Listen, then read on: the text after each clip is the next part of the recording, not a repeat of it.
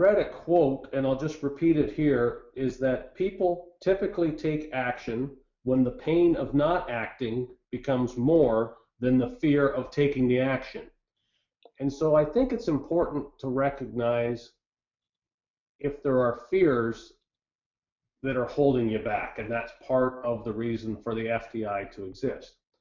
And there's a concept called fear of success. And this concept is, well, I'm worried.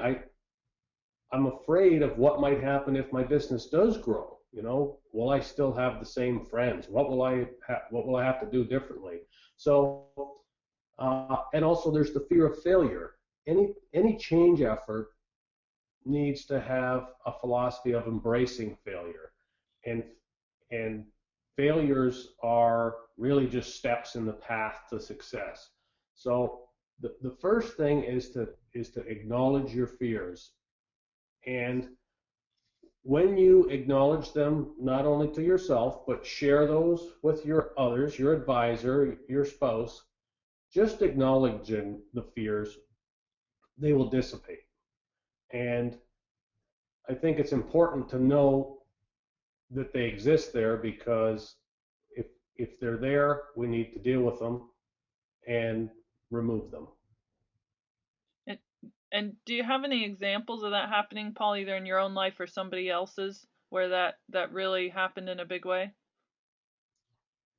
Um, yeah, I had a client that was not familiar with the fear of success, and once we identified it, and really what happens is when this keeps coming up, you just realize that it is it is just something that you're creating, and it's very much just in your head. And once you know that, it dissipates, and you just get out of your own way. It's a very wonderful feeling to get past it. Excellent. Thanks. All right. So So so once you've done that, once you acknowledge your fears, and as Paul says, for sure you want to not just acknowledge them in your own head or even out loud, but to others, because I've certainly experienced in my own life, I maybe realize that I have a fear, but if I don't share it with other people and be humble about that, and be open, as Paul said, again with this process, the whole concept is being open to change. And acknowledging fears is a massive step, and sometimes it can sound a little cheesy, or, oh, okay, I didn't realize I was going to the psychologist today and all this.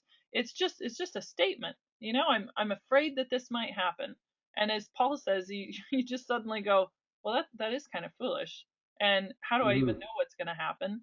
And then you can get on with it.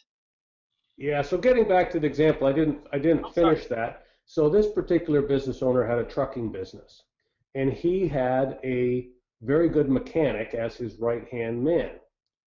And we were talking about, he was doing too much technical work, and he wanted to transition to working on his business more, but he was afraid to introduce his main mechanic to his customers. He was afraid that by allowing his main mechanic's relationship to build with his customers, that his main mechanic would just one day take all his customers and open his own business. Mm. So this fear or this concern about introducing his main guy to his customers is what was holding him back from doing it. Once we recognized it, and realized that actually the, the best thing you can do is, I mean, you have more chance of making the guy quit and start his own business if you don't do it than having the fear hold you back. So that's just an example of how recognizing that a fear exists, and then getting past it allowed this particular business owner to, you know, obtain some freedom. Excellent. Yeah, I had another example that, now that you mentioned that, it made me think of one, that I had known a woman who owned her own company, and she was in the UK and was making, I forget what level income she was making, but she thought that if she made more than whatever the VAT level, the VAT tax level was at that time, where you have to begin charging VAT, and somehow she thought and had this fear that if she went over that threshold, it just would destroy her business. So she purposefully did not get any more business than that threshold. And the VAT threshold is not super high. I think at the moment it's around the 60,000 range, but it could be a little higher than that.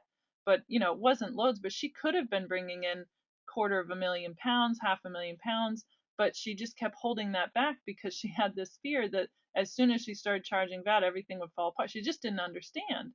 And when that was communicated to her advisor and they talked about it, they said, well, that's the silliest thing I've ever heard of. And they showed her, this is what would happen. This is how it would work. This is how much money you would make. She's like, oh, I see. Great. And she went off and made truckloads of money after that and was really thrilled.